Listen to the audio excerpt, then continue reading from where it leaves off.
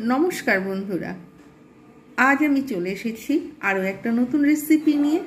एटा नास्तार समय किंबा सन्ध्येर समय स्नैक्स हिसाबे आमरा किन्तु खेते पारी किंबा एमनि समय आमरा किन्तु खेते पारी। सेई रकम एक धरनेर एकटा आजकेर सैंडउइच बानाबो। प्रथमे निये नियेछि पाउरुटी।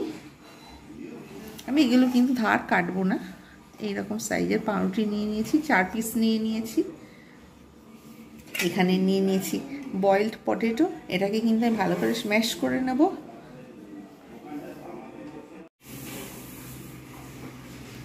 আমি যে আলুটা নিয়েছি সিদ্ধ করা আলু আমি এর মধ্যে দিয়ে দেবো।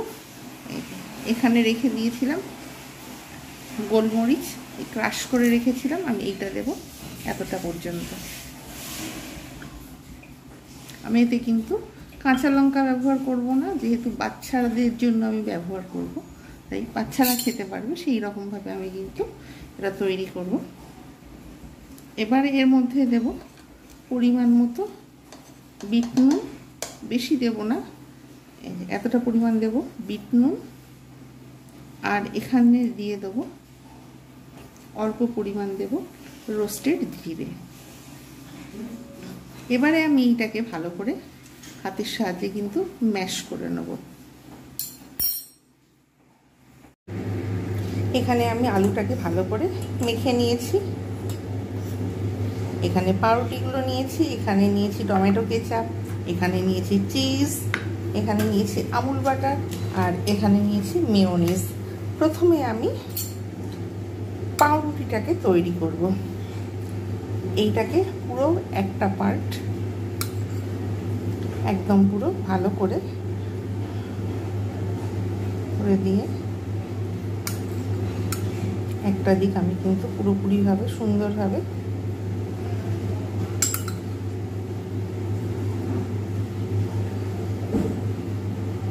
এরকমভাবে আমি আরও একটা পার্ট ঠিক এইভাবে করে নেব। এটা হয়ে গেল টমেটো কেচাপ দিয়ে করা। এবারে আরও একটাতে আমি দেব এইরকমভাবে। একটাতে যেহেতু টমেটো কেচাপ দিয়েছি সেই হেতু আরেকটাতে দেব পরিমাণ মতো, যে যেরকমভাবে পছন্দ করে, মেয়োনিজ বেশি খেলে বেশি, কম খেলে কম, এইরকমভাবে একটা পাউরুটি কিন্তু আমি কিন্তু ভালোভাবে এটাকে স্প্রেড করে নেব। এরকমভাবে সুন্দরভাবে আমি কিন্তু ছুরির সাহায্যে স্প্রেড করে নিলাম। ওটা যেহেতু চামচ দিয়ে করেছি সেহেতু এটা ছুরি দিয়ে স্প্রেড করে নিলাম। এইবারে আমি এর মধ্যে দিয়ে দেবো আলু যেটা রেখেছিলাম। এইখানে আলু যে কোনো এর উপরে আমি কিন্তু দিয়ে দেবো আলু। আমি যেটা মেখে রেখেছিলাম গোলমরিচ, রোস্টেড জিরে আর বিট নুন দিয়ে, সেইটা কিন্তু আমি কিন্তু এইবারে এরকম করে দিয়ে দিলাম। ব্যাস, এইবারে উপর দিয়ে ছড়িয়ে দেবো গ্রেট করা চিজ। পরিমাণ মতো চিজ দিয়ে দিলাম। চিজ দিয়ে এইবারে আমি এইটাকে আমি এর উপর দিয়ে এইরকমভাবে চেপে দেবো। ঠিক আরও একটা ঠিক এই প্রসেসে এইরকমভাবে একটাতে দেব টমেটো কেচাপ, আবার আরেকটাতে এইরকমভাবে মেয়োনিজ দিয়ে আবার ফের আমি আরেকটা তৈরি করে তারপরে ফিরে আসছি। সেম পদ্ধতিতে আমি কিন্তু আরেকটা ঠিক একই রকমভাবে করেছি। ওটাতে পুরো প্রথমে মেয়োনিজ দিয়ে দিয়েছি, তারপরে আরেকটাতে ওই রকমভাবে দিয়ে দিয়েছি টমেটো কেচাপ, তারপরে এবারে দিচ্ছি পরিমাণ মতো চিজ। এইবার আমি এইটাকে নিয়ে এবারে এইটাকে আগের মতো এইরকমভাবে ঢেকে দেবো। ব্যাস, তৈরি হয়ে গেল দুখানা। এইবারে এটাকে আমি পরবর্তী প্রসেসটা আমি করবো। ব্যাস, দুটো ঠিকঠাকভাবে সমানে সমানে হয়েছে কিনা দেখতে হবে। দুটো এইরকমভাবে তৈরি করে নিলাম, এটা একটা আর এটা একটা। এবারে আমি বসিয়ে দিয়েছি ফ্রাইং প্যান। ফ্রাইং প্যান গরম হয়ে গেছে, সুতরাং আমি এবারে দিয়ে দেবো বাটার। বাটারে দিয়ে আমি এবারে একটা পিঠ আমি কিন্তু সুন্দরভাবে ভাজবো। ঢাকনা দেবার কোনো দরকার নেই, যতক্ষণ না একটা পিঠ একটু ভালো হবে, যে কমিয়ে আছে রান্না করতে হবে। একটা পিঠ হয়ে যাবে, তারপর আমি কিন্তু আরও একটা পিঠ দেবো। তাই এটাকেও আমি আরেকটাকেও আমি কিন্তু পাশে রাখতে পারবো, তাই এটাকেও আমি কিন্তু দিয়ে দেবো এর পাশে, দুটো একসঙ্গে হয়ে যাবে। তাই আমি এতে আরও একটু বাটার অ্যাড করব, যাতে সুন্দরভাবে নিচেটা হয়। বাটারের একটা স্মেল থাকবে, ভালো লাগবে। তাই একটা একটা করে দিলেই সুবিধা হবে। একটা হয়ে গেলে তারপর আমি আরেকটা দেওয়ারই কথা।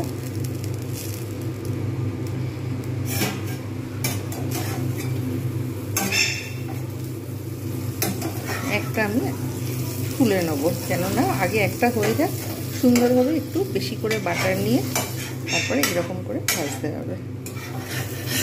একটা পিঠ হয়ে গেলে তারপর আবার ফের আমি আরেকটা পিঠ কিন্তু সুন্দরভাবে ভেজে নেব। তার জন্য আমাকে একটু অপেক্ষা করতে হবে, একদম আঁচটা কমিয়ে রেখে দেবো। এটা মাইক্রোওয়েভে করলেও কিন্তু 2 মিনিটে হয়ে যাবে, কিন্তু আমার মাইক্রোওয়েভের থেকে আমার কিন্তু ওভেনে করতে ভীষণ স্বচ্ছন্দ বোধ করি, তাই আমি ওভেনে বসিয়ে দিয়েছি। এপিট ওপিট করে সুন্দর করে এটা কিন্তু আমি নামিয়ে নেব।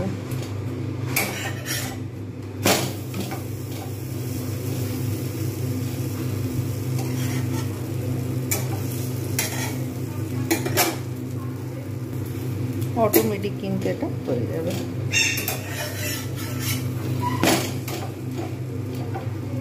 একটা হয়ে গেলে তারপর আমি আরেকটা শুরু করবো। যতক্ষণ পর্যন্ত না একটা হচ্ছে ততক্ষণ পর্যন্ত কিন্তু এরকম করে চেপে চেপে ভালোভাবে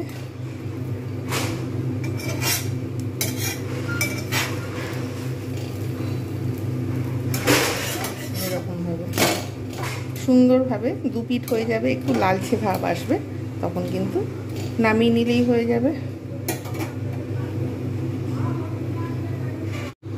সেম প্রসেসে আমি একটা তুলে নিয়েছি, আবার ফের আমি আরেকটা দিয়ে দেবো ঠিক সুন্দরভাবে। প্রথমে ভেবেছিলাম দুটো একসঙ্গে দেব, কিন্তু স্পেস থাকছে না উল্টানোর, যার জন্য আমি কিন্তু এটা একটু চেপে চেপে দেবো। ভিতরে চিজ আছে, আলু আছে, আলু বয়েল করা গরম, যদিও চিজটাও নর্মাল টেম্পারেচারেই ছিল, সুতরাং এগুলো আর ভিতরের ওগুলো আর একসঙ্গে আর কিচ্ছু করার দরকার নেই।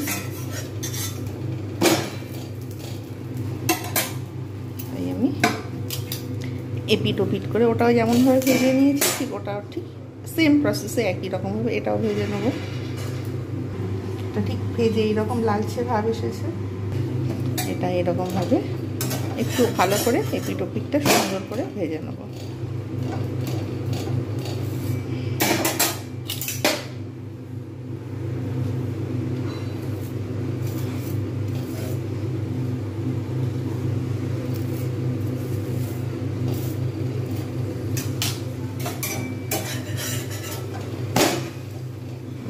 ওই দিকটা একটু কম আছে, চেপে চেপে এইভাবে আমি কিন্তু ভেজে নেব। গ্যাসের ফ্লেম বন্ধ করে দেবো।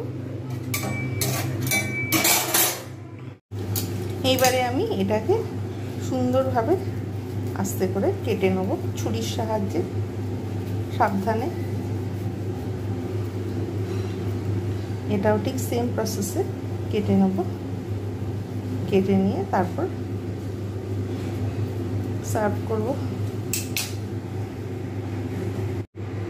তৈরি হয়ে গেল boiled potato with cheese sandwich.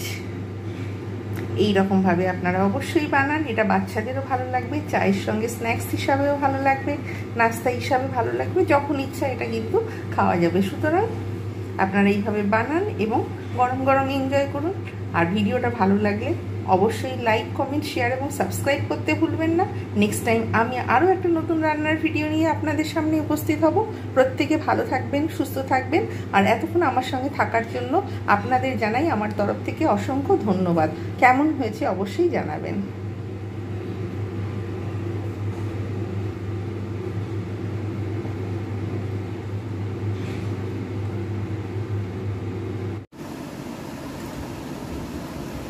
সুন্দর এটা দেখতে হয়েছে।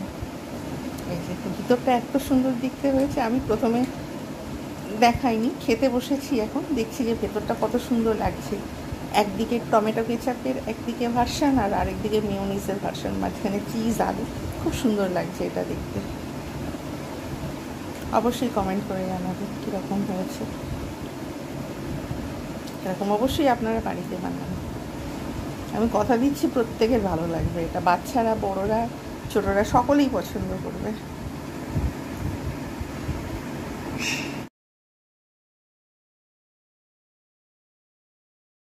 ব্রাহ্ম এবং ভূত্ব ভূত্ব প্রলিয়াতে রাত্রাগমে বস পার্থ ব্রহ্মভক্ত হরাগমে পরস্তস্মাত্তু ভাবন্য বক্ত বক্ত সনাতন জহস সর্বেষু ভূতিষু নশ্বৎসু ন বিনশ্যতি অব্যক্তস্বর ইত্যুক্ত স্তমাহুরু পরমাঙ্গতি জং প্রাপ্যন অনিবর্তন্তে তদ্ধম পরম মম।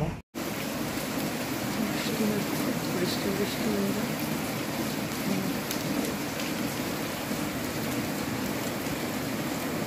রাস্তা পরিবর্তন অবস্থা।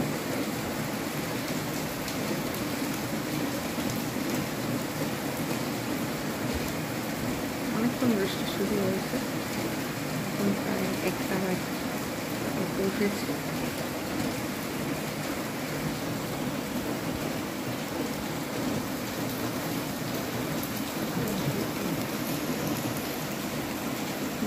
বৃষ্টি হচ্ছে, আকাশটা মেঘ করে রয়েছে, বৃষ্টি হওয়ার প্রচুর সম্ভাবনা নেই।